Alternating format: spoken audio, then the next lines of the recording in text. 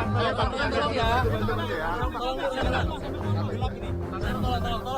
Dok, boleh dok, kita ya dok.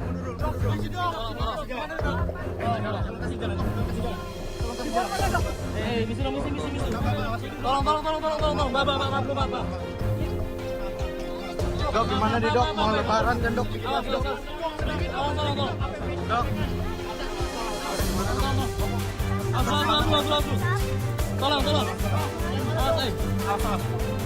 gimana dok? Dengan konsumen dok. Tolong ya. Lewat.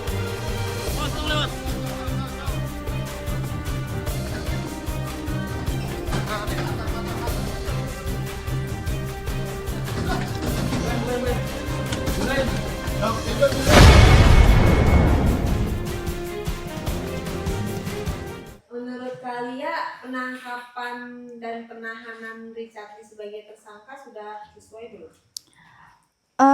Kalau menurut saya sih sudah sesuai. Ini kan sudah dipanggil ya, terus mangkir, malah live TikTok, masih promosi gitu. Ini mencerminkan bahwa Dr. Richard Lee ini tidak kooperatif ya. Seharusnya kan dia sebagai ibaratnya dia sudah dikenal di seluruh masyarakat Indonesia bahwa beliau ini adalah dokter. Seharusnya kan beliau adalah panutan bahwa beliau adalah dokter, terus influencer. Seharusnya beliau harusnya kooperatif saja gitu. Kalau ketika dipanggil ya udah datang seperti itu. Nah, kalau untuk pasal yang ditetapkan sendiri itu yang saya ketahui itu ada 2 pasal. Yang pertama itu Undang-Undang Kesehatan nomor 17 tahun 2023, pasal 435 atau pasal 455 junto pasal 183 ayat 2. Yang isinya terkait peredaran sediaan farmasi kosmetik yang tidak memenuhi standar keamanan dan khasiatnya. Yang dimana yang kita ketahui sendiri itu yang sempat viral ya di sosial media yang terkhusus di 2 produk yang diedarkan oleh Dr. Richard Lee ini. Yang pertama itu white tomato, di mana setelah dicek lab ternyata white tomatonya tidak ada di dalam si krim tersebut. Yang kedua itu kalau tidak salah salmon DNA. Nah, di mana salmon DNA ini menggunakan aplikator itu jarum yang seharusnya itu tupoksinya adalah untuk nakes ya, seperti itu, untuk nakes yang menggunakan si jarum tersebut. Jadi tidak bisa diperjualbelikan dengan secara bebas. Karena kenapa? Takutnya nanti kalau misalnya diperjualbelikan secara bebas, terus nanti masyarakat banyak yang membeli, ternyata nanti ada terdapat kuman di jarum tersebut atau kesalahan pemakaian yang ujung-ujungnya berakibat kepada efek samping yang terjadi seperti itu. Nah, yang kedua itu pasalnya tuh Undang-Undang Perlindungan Konsumen. Undang-Undang nomor 8 tahun 1999 pasal 62 ayat 1 junto pasal 8 ayat 1 atau pasal 9 ayat 1 yang terkait pelanggaran ketentuan produk atau perdagangan produk. Sebenarnya hampir sama ya antara Undang-Undang Kesehatan dan Undang-Undang Perlindungan Konsumen ini. Maksudnya hampir sama itu di bagian permasalahan yang ditetapkan itu maksudnya. Jadi kayak seperti Undang-Undang Perlindungan Konsumen ini kan ketentuan produknya, seperti kesehatan tadi kan ketentuan produknya kayak white tomato ternyata tidak ada. Nah, ini juga masuk ke perlindungan konsumen karena kenapa white tomatonya juga tidak ada seperti itu. Harusnya sebagai profesi gitu ya, sebagai dokter dan juga public figure, influencer gitu dengan punya nama besar. Pada saat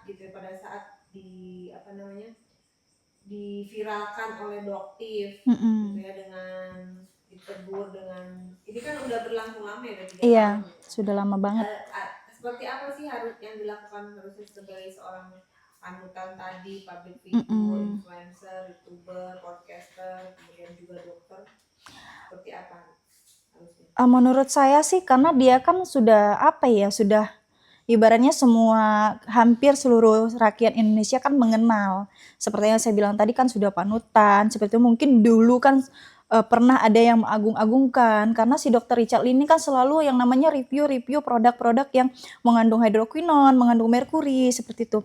Nah, ketika Doktif datang terus mengevaluasi si produk-produknya, seharusnya sebagai dokter yang memang sudah dikenal seharusnya evaluasi diri saja sih seharusnya. Jadi mengakuin kesalahan, evaluasi diri. Jadi bukan malah serang sana serang sini. Agar masyarakat Indonesia tuh ibaratnya wah ya karena kan yang lalu-lalu Dokter Richard Lee ini sering diagung-agungkan ya karena dia menyelamatkan wanita-wanita Indonesia dari namanya skincare abal-abal, hidroquinone, merkuri dan lain sebagainya.